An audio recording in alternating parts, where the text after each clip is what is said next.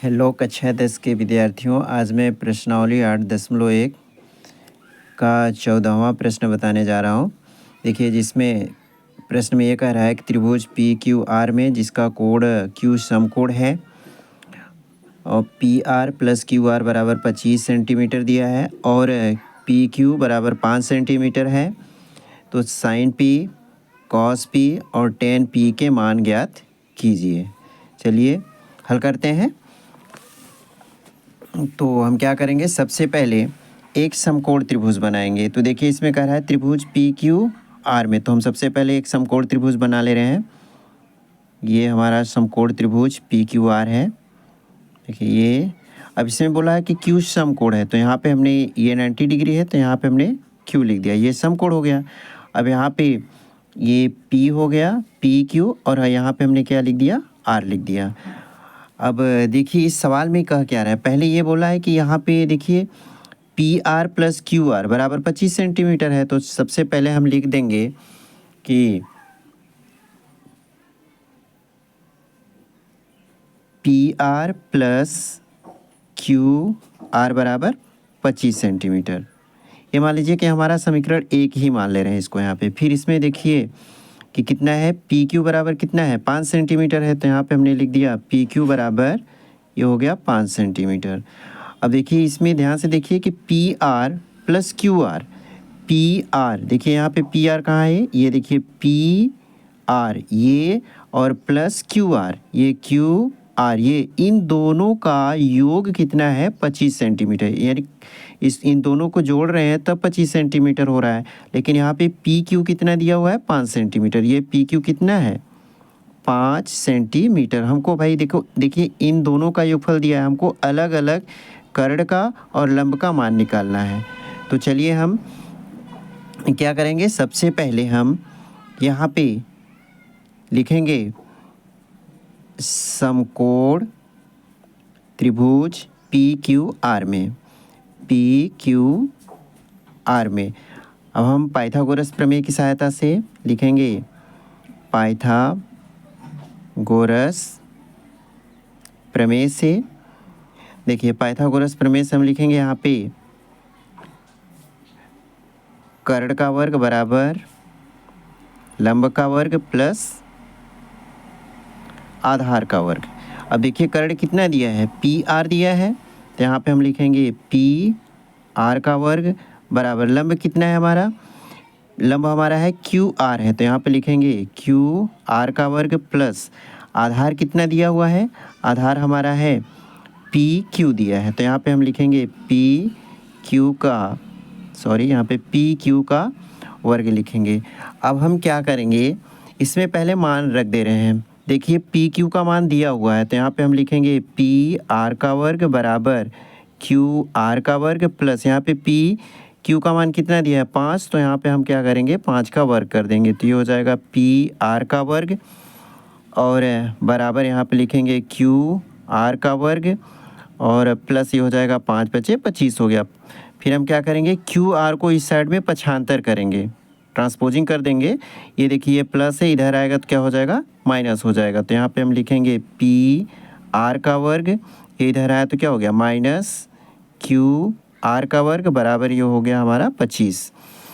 अब यहाँ पे देखिए ये हमारा पी आर का वर्ग माइनस क्यू आर का वर्ग, देखिए ये फार्मूला है ए स्क्वायर माइनस बी स्क्वायर, ये फार्मूला होता है ए स्क्वायर माइनस बी स्क्वायर बराबर होता है कोष्टक में ए प्लस बी और एक कोष्टक में होता है ए माइनस बी होता है, ये हमारा सूत्र है। तो इस सूत्र की सहायता से हम इसको पी आर का वर्ग और माइनस क्यू आर के वर्ग को एक कोष्टक में ए प्लस बी, एक कोष्टक में ए माइनस बी लिख लेंगे। तो यहाँ पे हम क्या करेंगे, लिखेंगे P R plus Q R, ये पहले कोष्टक में हो गया, दूसरे कोष्टक में होगा P R minus Q R और बराबर कितना है हमारा 25 है।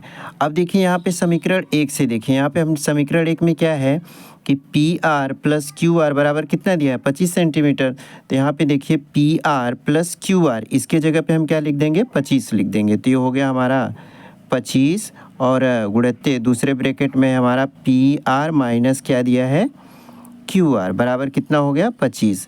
अब ये देखिए 25 इसके बटे में जाएगा तो ये बटे में जाएगा तो 25 का 25 में भाग करेंगे तो कितना आएगा 1 आएगा। तो हम यहाँ पे लिख सकते हैं कि P R minus Q R बराबर 1।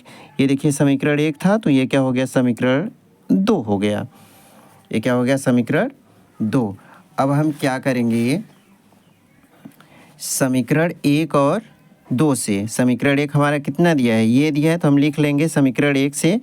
तो यहाँ पे लिखेंगे समीकरण 1 हमारा क्या है P R plus Q R बराबर कितना है 25 है।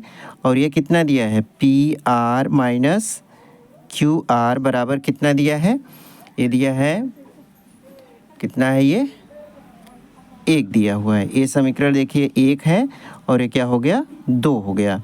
अब देखिए इसको हल कर देंगे। ये कौन सा विधि अपनाएंगे भाई विलोपन विधि। कौन सा विधि विलोपन विधि। तो यहाँ पे देखिए एक प्लस है और एक माइनस है तो ये देखिए कट जा रहा है। तो जब कट जाता है तो यहाँ पे लिखते हैं जोड़ने पर। तो ये देखिए कट गया। इसको पी आर और पी आर जोड़ेंगे तो कितना हो जाएगा 2 पी आर हो गया और बराबर ये 25 है तो एक जोड़ेंगे कितना हो जाएगा 26 हो जाएगा। तो यहाँ पे हो जाएगा पी आर बराबर 26 बटे कितना हो गया 2। तो ये हो गया पी आर बराबर कितना आ गया 13 आ गया। तो देखिए पी आर का मान निकल गया 13 सेंटीमीटर। 13 सेंटीमीटर। तो देखिए ये पी आर है इसका मान कितना निकल गया ये हो गया 13 सेंटीमीटर निकल गया। अब हमको किसका निकालना है क्यू आर का निकालना है। तो यहाँ पे हम लिखेंगे कि पी आर का मान समीकरण 1 में रख दीजिए चाहे समीकरण 2 में रख दीजिए। तो यहाँ पे लिखेंगे पी आर का मान समीकरण 1 में रखने पर चाहेंगे तो आप 2 में भी रख सकते हैं तो हम 1 में रख दे रहे हैं।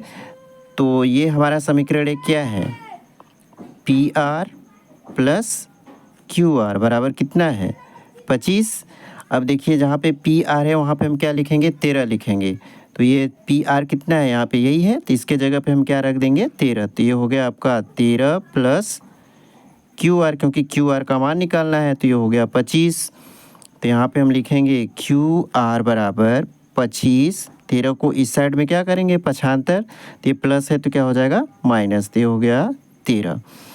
अब घटाएंगे तो कितना बचेगा यहाँ पे ये बचेगा 12 बचेगा। तो देखिए ये क्यू आर का मान कितना आ गया 12। तो ये हो गया 12 सेंटीमीटर। तो देखिए यहाँ पे क्यू आर का मान कितना आ गया 12 सेंटीमीटर।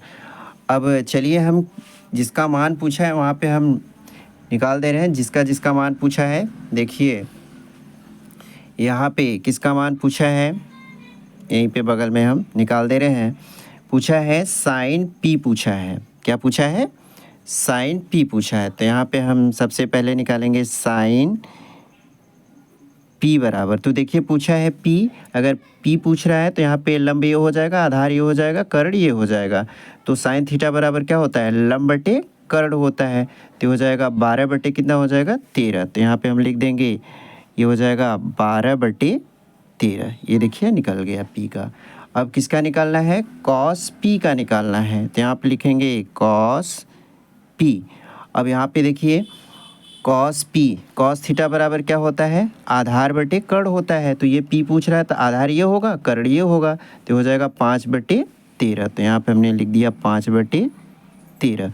अब किसका पूछा है टैन पी पूछा है। तो टैन थीटा बराबर क्या होता है यहाँ पे लिख दीजिए टैन पी बराबर टैन थीटा बराबर होता है लंब बटे आधार होता है। तो लंब कितना है 12 और आधार कितना है 5 है। तो इस तरह से हमारा sine P cos P tan P का मान निकल गया। देखिए टैन पी और कॉस पी और साइन पी इस तरह से मान निकल गया। धन्यवाद।